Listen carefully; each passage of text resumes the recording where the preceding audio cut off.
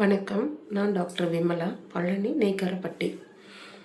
பெரும்பாலான நேரங்களில் பெற்றோருக்கு கிளினிக் வரும்போது கேட்கக்கூடிய ஒரு சின்ன டிப்ஸ் தான்.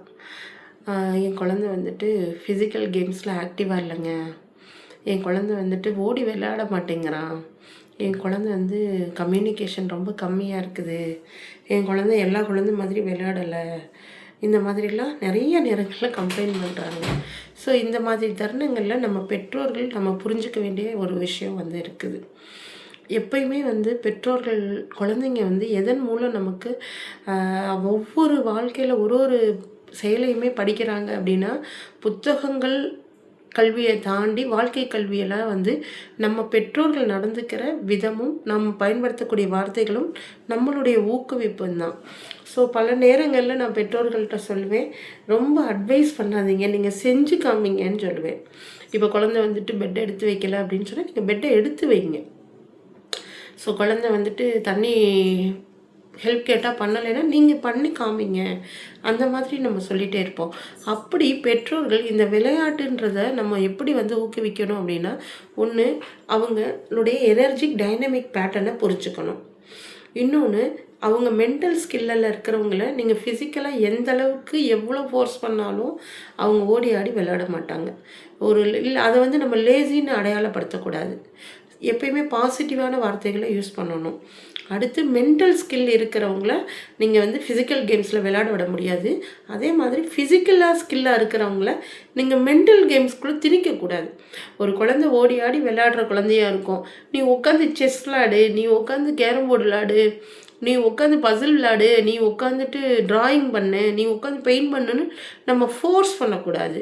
இது எல்லாமே எப்படி இருக்கும்னா, ஒரு குழந்தைய வலது கையை யூஸ் பண்ணுற குழந்தைய இடது கை யூஸ் பண்ண சொல்கிற மாதிரி இருக்கும். இப்போ நம்ம வலது கை யூஸ் பண்ணிகிட்ருக்காங்க அப்படின்னா அது நார்மலாக நம்ம ரொட்டீனில் போயிடும்ல, பிரெயினில் எந்த டிஸ்டர்பன்ஸும் பண்ணாது. ஒரு இடது கை யூஸ் பண்ணுறது பிரெயினில் இருக்கக்கூடிய ஒரு ஆக்டிவ் ஃபார்மாக இருக்கும்போது அந்த குழந்தைய நம்ம வலது கைக்கு மாற்றும் போது எவ்வளோ டிஃபிகல்ட்டியை ஃபேஸ் பண்ணும், எவ்வளோ ஒரு மென்டல் ஸ்ட்ரெஸ்ஸை ஃபீல் பண்ணும், எவ்வளோ ஒரு ப்ரெஷராக இருக்கும், எவ்வளோ நோய் நிலைக்கு தள்ளப்படும். அந்த மாதிரி நீங்கள் ஒரு ஃபிசிக்கல் ஸ்கில் இருக்க குழந்தைய ஒரு மென்டல் ஆக்டிவிட்டி இருக்கக்கூடிய ஒரு ஸ்போர்ட்ஸ் கேமில் நம்ம திணிக்கவும் கூடாது. ஸோ பெரும்பாலான பெற்றோர்கள் என்ன பண்ணிடுறாங்கன்னா, வீட்டுக்குள்ளேயே விளையாடட்டும், ஏன்னா இப்போ இருக்கிற சொசைட்டியில் ரொம்ப ஒரு சேஃப்டின்றது ரொம்ப கேள்விக்குறியாக இருக்குது. அப்படி இருக்கும்போது நம்ம ஓவர் ப்ரொடெக்ஷனு, ஓவர் கேரிங்கு இது பண்ண தான் வேண்டிய சூழலும் இருக்குது. இது இருக்குது. அப்படி இல்லாமல் நம்ம பெற்றோர்களும் சேர்ந்து அவங்களோட பயணித்து, ஸோ ஃபிசிக்கல் கேம்ஸ்லாம் பிடிக்கிற குழந்தைங்களா இருக்காங்க, ரன்னிங் பிடிக்குது, வாலிபால் பிடிக்குது, ஃபுட்பால் பிடிக்குது, ஹாக்கி பிடிக்குது, பேஸ்கெட் பால் பிடிக்குது அப்படின்னா நம்மளுடைய டயத்தையும் நம்மளுடைய நேரத்தையும் குழந்தைகளுக்காண்டு ஒதுக்கி ஒரு சேஃப்டியோடு கூட்டு போய் ஃபிசிக்கல் கேம்ஸில் விளையாட விட்டுட்டு ஒரு ரிலாக்ஸ் பண்ணணும். விளையாட்டு ரொம்ப ரொம்ப முக்கியம் படிக்கிறப்ப.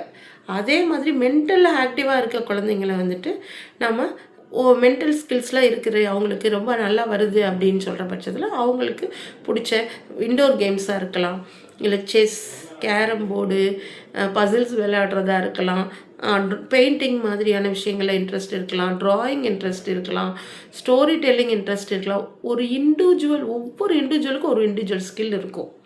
ஒவ்வொருத்தரும் ஒரு தனித்துவமானவங்க. ஸோ அவங்களுக்குள்ளே என்ன ஸ்கில் இருக்குது, ஒரு டான்ஸிங் ப்ராக்டிஸ் பிடிக்கிறதா இருக்கலாம்.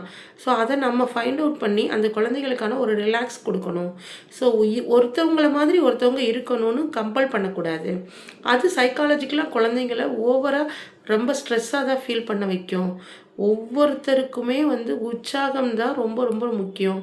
நீ நல்லா பண்ணு, இன்னும் கொஞ்சம் நல்லா பண்ணு, நீ நல்லா படிக்கிற, நீ இன்னும் கொஞ்சம் நல்லா படி, நீ இன்னும் கொஞ்சம் நல்லா கேம்ஸில் கான்சன்ட்ரேட் பண்ணு, ஸோ இன்னும் கொஞ்சம் ஆக்டிவாக ஸ்பெண்ட் பண்ணு, இன்னும் உனக்கு கெயின் கிடைக்கும் அப்படின்னு பாசிட்டிவான அப்ரோச் மூலம்தான் ஒருத்தரையுமே நம்ம க்ரோன் பண்ண வைக்கும்.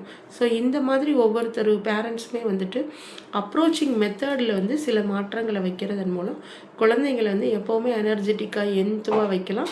அவங்களுக்குள்ளே இருக்கக்கூடிய ஒரு எனர்ஜியை என்ன எனர்ஜின்னு கண்டுபிடிச்சி அவங்களுக்கான படிப்பையோ விளையாட்டையோ தேர்ந்தெடுக்க உதவும். ஸோ இது ஒரு சின்ன ஒரு சஜஷன்ஸ். தேங்க்யூ.